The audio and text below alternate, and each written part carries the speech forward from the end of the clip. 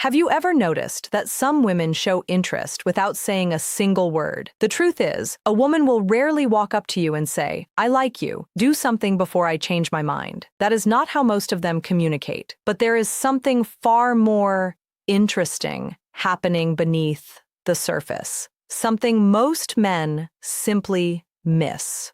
I am Liz Rose, a relationship expert, author and researcher of emotional dynamics between men and women. For years, I have studied attraction, male behavior, emotional intelligence, and the patterns that bring people together or drive them apart. Today, I want to share with you what I have learned through my research, my professional experience, and the thousands of stories I have encountered throughout my journey.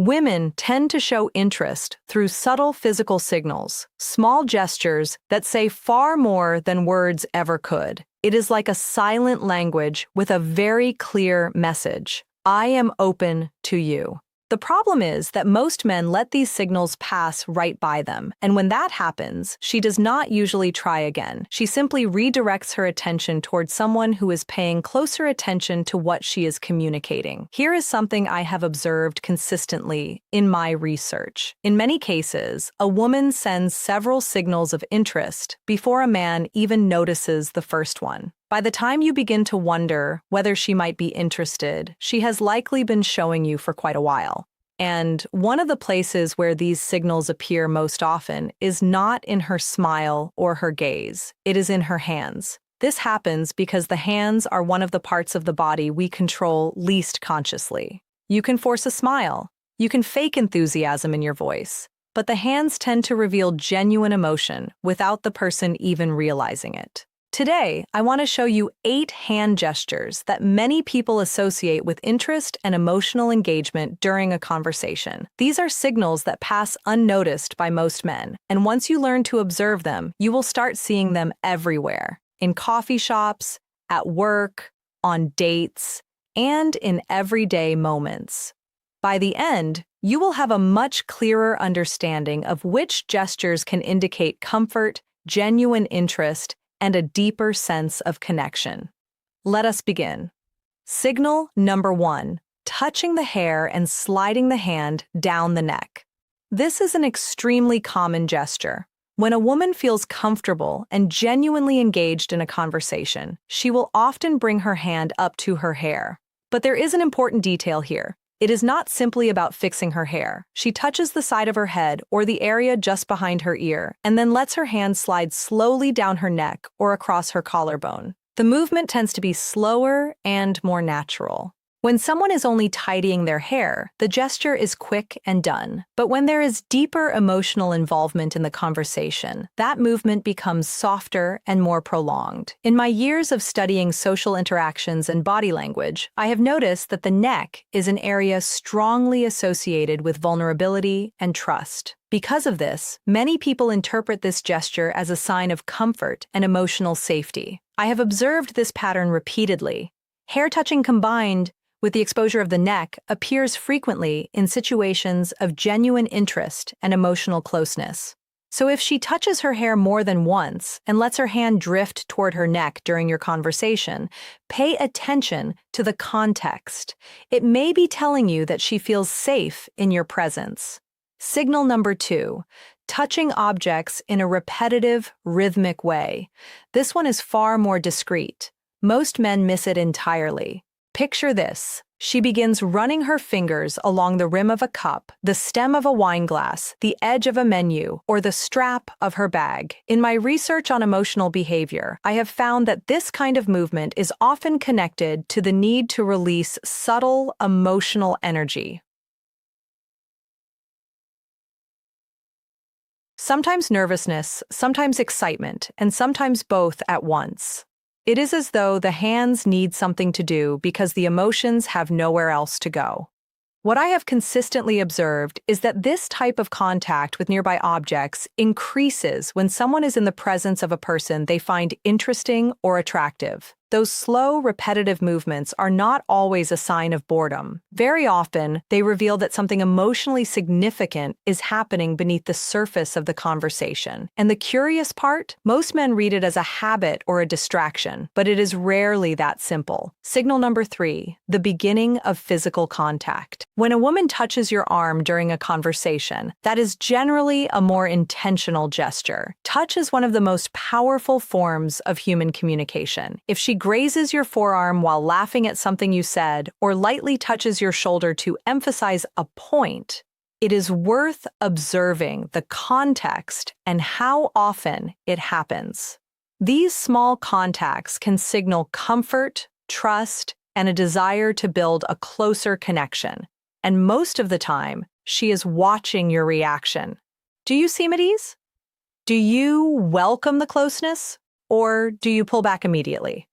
Your response in those moments helps define where the interaction goes next. From everything I have studied and witnessed in thousands of conversations about relationships, I can tell you this: a light touch during a conversation can significantly increase the sense of closeness between two people. When she initiates that contact, it is not random. It is often her way of creating a warmer, more intimate atmosphere, and she is paying very close attention to how you respond. If it happens once, it may simply be a sign of comfort. If it happens several times across the same conversation, she is likely trying to build a stronger connection and feeling out whether the interest is mutual. Signal number 4, open palms.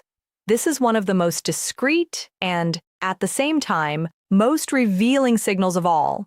When a woman speaks to you with her palms open, whether she is gesturing naturally, resting her hands on a table, or passing you something with an open hand, she is communicating a sense of trust and receptivity, even if she does not realize it. Notice the contrast. Closed hands, rigid arms, and tightly contained gestures tend to suggest caution or emotional guardedness. Open palms send a completely different message. It is as though her body is saying, "I am relaxed. I am comfortable here." In my research into body language and emotional behavior, I have come to understand that this goes very deep. Showing the hands has long been a way of communicating peaceful intentions, a signal that there is nothing to fear. And even today, the mind still responds to that message. So when she speaks with open, natural gestures and frequently shows you her palms, it can be a sign that she is emotionally open and at ease in your presence. The most striking thing about this signal is that it almost never happens consciously. She is not thinking about it. Her body is simply reflecting the level of comfort she feels in that moment. Signal number 5, contact between fingers and hands. Here the signals become even more meaningful. If a woman finds reasons to touch your hand, comparing hand sizes, playfully reading your palm, or letting her fingers brush against yours when passing something, pay close attention. Contact between hands carries a particular kind of significance. Our hands are among the most sensitive parts of the human body, filled with nerve endings that register sensation with extraordinary intensity. A simple touch in this area can create a powerful perception of closeness.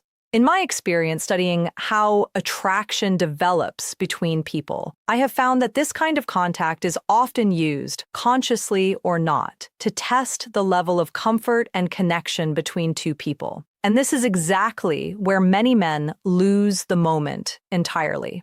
She creates a small window of connection, a simple instant, but a meaningful one. And out of nervousness, many men immediately close that window. They pull their hand away too quickly, or they shift the subject without recognizing what just happened. When that contact occurs naturally, the right response is simply to remain calm, not exaggerated, not anxious, just settled, demonstrating that you are comfortable with closeness and do not need to make it into something awkward. That quiet confidence is what communicates emotional maturity. And in my observation, it is precisely that kind of calm that makes a person genuinely interesting in the eyes of someone else. Signal number 6, the exposure of the wrists. This may seem like a small detail, but it is one I have paid careful attention to over the years. The inner wrist is a delicate area. The skin is thinner there. The veins are visible, and because of this, its exposure has long been associated in in the study of body language and emotional behavior, one.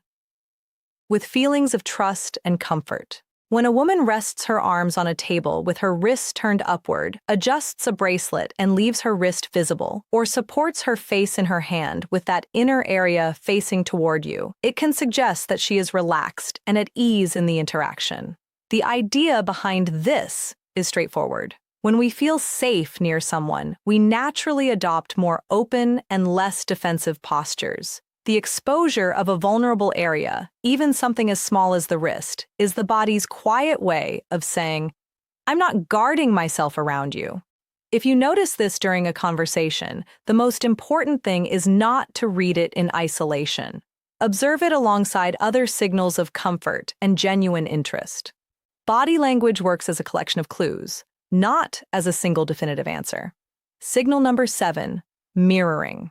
This is one of the most fascinating behaviors I have encountered in my research on human connection. Imagine you make a gesture, and a moment later, she makes a similar one. You lean slightly forward, and she leans in too. You smile, and she returns something very close to the same smile. This is known as mirroring, and it tends to happen naturally when there is real emotional attunement between two people. The same can occur with small, natural, physical responses that feel appropriate to the moment. What I have observed again and again is that when someone begins to unconsciously reflect the behavior of the person they are with, it is one of the clearest signs of genuine affinity. It is as though the body is saying, without words, I am in sync with you.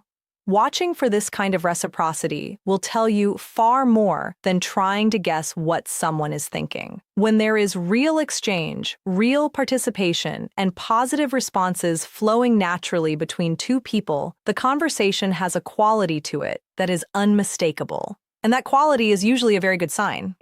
Signal number 8, prolonged contact. Of all the signals on this list, this one is perhaps the clearest. There is a significant difference between a quick, casual touch and contact that lingers longer than it needs to. A hand that stays on your arm during a conversation. A touch on the back as you walk together.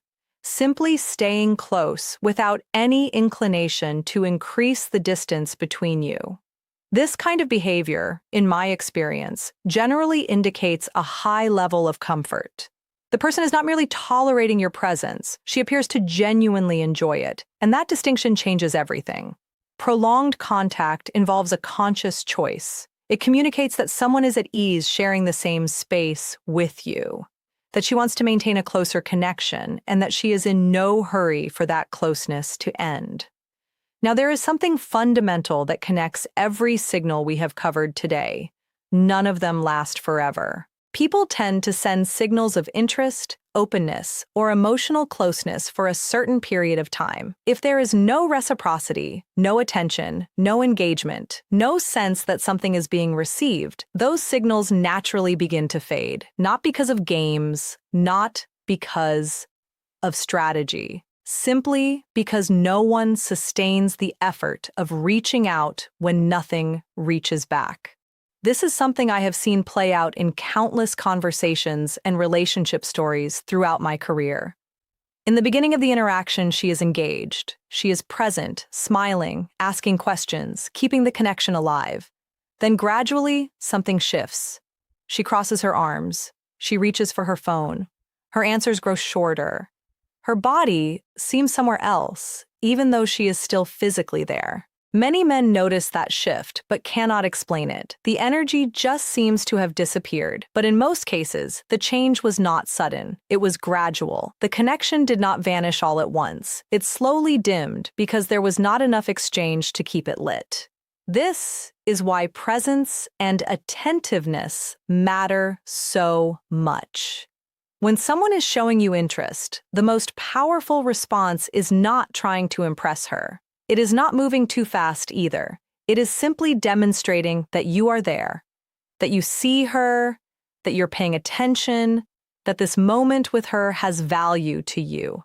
Real confidence is not in rehearsed lines or calculated techniques. It is in the capacity to connect with another person in a way that feels natural and genuine. Let me bring everything together. We talked about touching the hair, followed by a slow movement toward the neck. We looked at fingers drifting across objects during a conversation. We examined touches on the arm, open palms, contact between fingers and hands, the exposure of the wrists, the mirroring of gestures, and prolonged physical contact.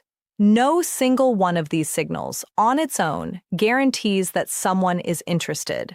But when several of them appear together, they can point clearly toward comfort, connection, and genuine emotional attunement between two people. The real skill is not in analyzing each gesture in isolation. It is in observing the whole, the energy of the conversation, the reciprocity, the desire to remain close, the way someone responds to your presence. Because attraction and connection are rarely communicated through words alone. Most often, they appear in the details, in the small, unguarded gestures that emerge naturally when there is real interest behind them. If something here resonated with you, I would love to hear from you in the comments. Write, "I watched until the end." I genuinely want to know who follows along all the way through. And if this kind of content is useful to you, consider subscribing. Every week, I share insights on behavior, relationships, emotional intelligence, and the dynamics between men and women that most people never stop to examine closely. Before I close, I want to leave you with one final thought.